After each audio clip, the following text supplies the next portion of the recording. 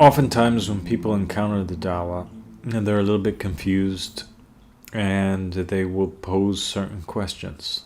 One of the most common questions that they usually pose to us is, if you guys are really associated with the Prophet Muhammad, if you're really associated with Islam, if you're really associated with Imam Mahdi, why is it that your women are not even wearing hijab?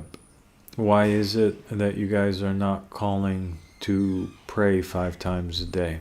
Why is it that even though we are fasting in the month of Ramadan, and we see the Sunnis are fasting in the month of Ramadan, and the Shia are also fasting in the same month of Ramadan, we find you guys are not fasting in that same month? Why is it that your laws and your jurisprudence and your practices are different than what we have known?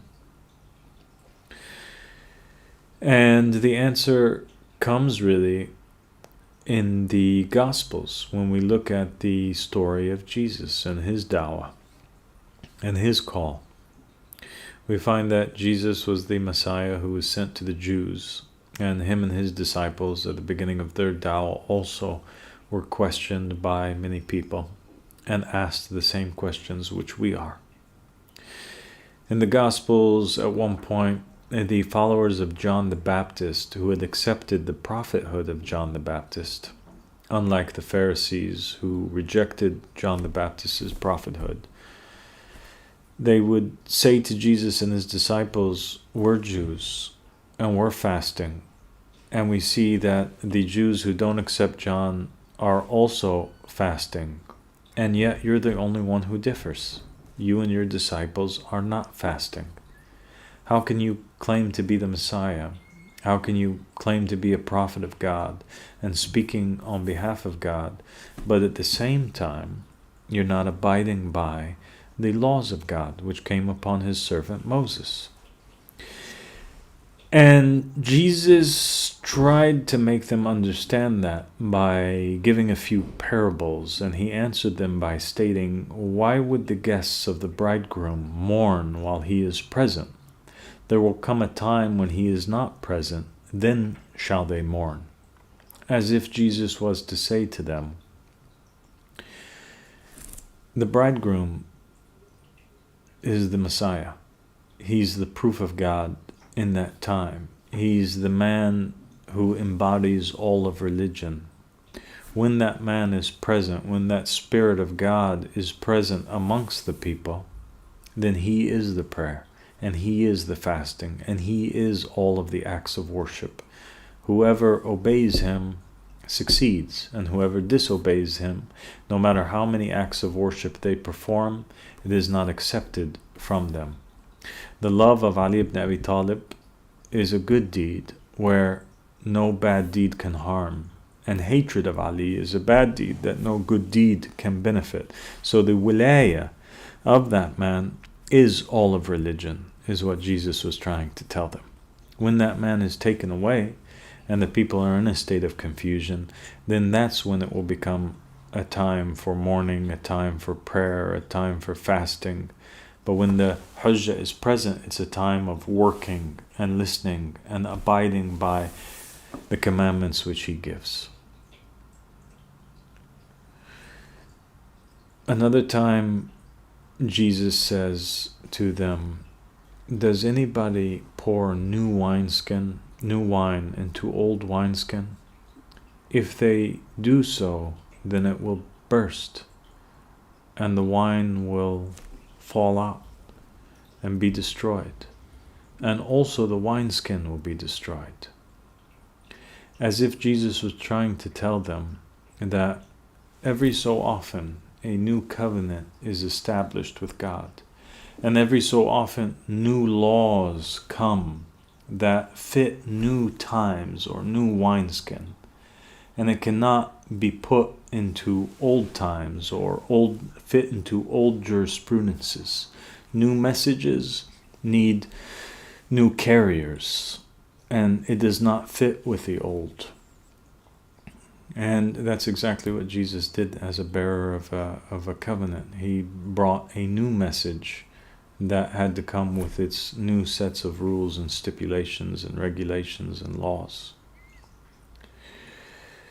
And on another occasion, the disciples were seen as abandoning the Sabbath, which was obligatory upon all Jews. And so Jesus and his companions were criticized for this matter. And Jesus established the proof upon them and said to them, "Do you not remember? Have you not heard the story of David and his companions when they were passing through the temple and they were hungry? And so they ate bread, consecrated bread, that was only allowed for the priests and for nobody else. That was a violation of the law. And yet David and his companions did so." And then he said, "Did you not remember the words of God when God said, 'I desire mercy, not sacrifice'? Verily, man is the Lord of Sabbath." And by these words, basically and essentially what Jesus was saying was that the laws that are put into place are not more important than the human being. For God's true religion is mercy, and not a religion of sacrifice and regulations and prayers and movements and laws. But what's more important is humanity. What's more important is mercy. What's more important is decency. What's more important is the heart.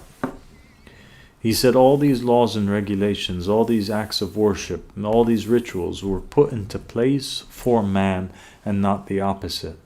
Hence, man is the Lord of the Sabbath. And he demonstrated and showed too that David, who was a king and a prophet, and somebody who was revered for them, was above the law and had the ability to break even the most sacred of their laws. And as such, we tell them that the Prophet Muhammad ﷺ, when he came, he did exactly the same as Jesus did. And him and his companions were questioned also about those things which they were changing in the laws of Abraham and the laws of Moses and the laws of Jesus. When the Prophet Muhammad ﷺ was commanded by God to tell the Muslims that now, for the first time in 3 covenants, they had to turn their direction of worship, even though initially they were worshiping in that direction towards Jerusalem, towards the Holy Temple. Now they had to turn their faces and face for worship a new area, and that was the Kaaba in Mecca. The Prophet Muhammad ﷺ established new acts of worship, prayers, fasting that were not seen before in the previous covenants, at least in that form or that way. And the reasons why Muhammad ﷺ did it were the same reasons why Jesus did it and why Moses did it. And that is because he was a companion of a new covenant. And with that new covenant came new laws which were adaptable and were specific to that particular time. And as such, we are the companions of the 7th covenant. For the hadith of the Ahlul Bayt alayhim salam said that when the Qa'im rises, he'll bring a new matter and a new book and a new jurisprudence. And so it is evident that in the time of Imam Mahdi and in the time of the Qa'im, the riser of the family of Muhammad, there will be a new covenant which is established, a 7th covenant.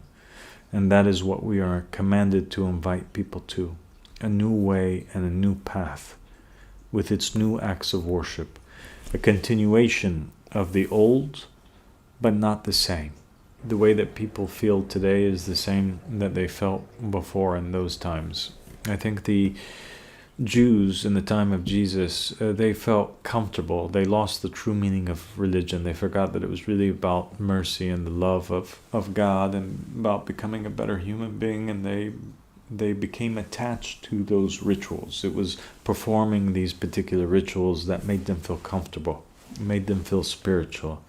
And so they got attached to the wrong thing. They left the basis of religion and they took the outer shells of religion and became attached to it.